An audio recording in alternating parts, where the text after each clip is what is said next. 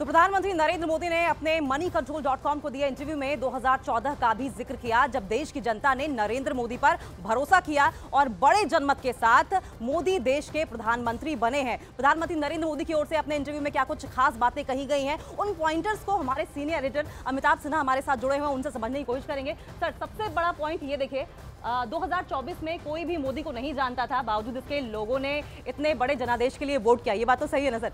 बिल्कुल, क्योंकि 2014 के पहले जो हम पॉलिसी पैरालिसिस की बात करते थे, देश की अर्थव्यवस्था काफ़ी नीचे जा रही थी, दुनिया भर में जो देश का मान था वो नीचे गिर रहा था। ऐसे समय लोगों को एक उम्मीद जगी थी कि गुजरात के सीएम है, जो गुजरात मॉडल है, वो शायद देश में लागू हो तो शायद बहुत बढ़िया होगा।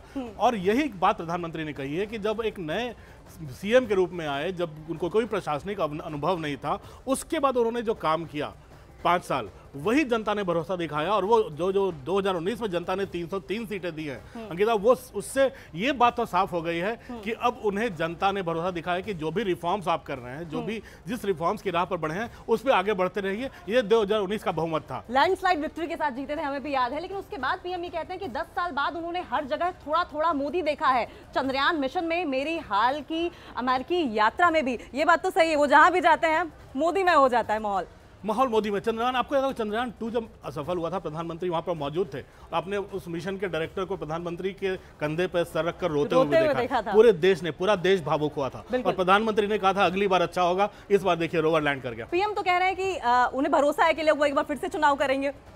देखिए, 15 अगस्त को तो उन्होंने लाल किले की प्राचीर से कह ही दिया है कि अगले साल मैं ही झंडा फहराने आऊंगा और अपने सारे कामों का हिसाब दूंगा। अब तक उनका ये दावा है कि अब तक जितने प्रधानमंत्री वहां भाषण देते हैं, वो ये कहते हैं कि हम आने वाले दिनों में क्या करेंगे, रिटॉरिक करते हैं कि पाकिस्तान पर हमला करेंगे। ये सिर्फ ये बता रहे हैं इन्होंने जनता के लिए क्या किया। ये क्या G20 के पहले इस तरीके से इंटरव्यू सामने आया है और ये जो विजन रखा गया है, ग्लोबल तौर पर विजनरी पीएम के तौर पर उभरे हैं पीएम नरेंद्र मोदी।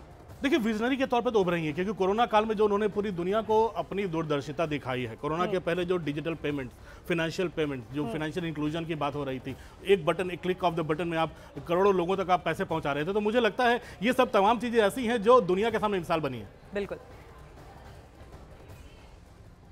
G20 के मुख्य संयोजक हर्षवर्धन श्रृंगला ने प्रधानमंत्री मोदी के इस ग्लोबल विजन को लेकर क्या कहा, वो इस वक्त आपको दिखाते हैं।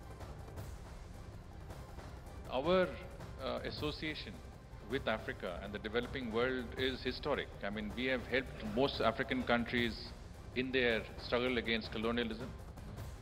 We have worked with them in their development stages.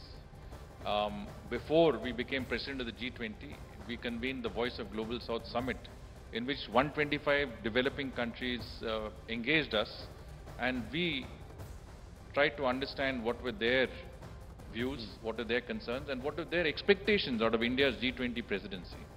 And that was a very important pointer to us as to how we should articulate this voice of the Global South under our presidency of the G20.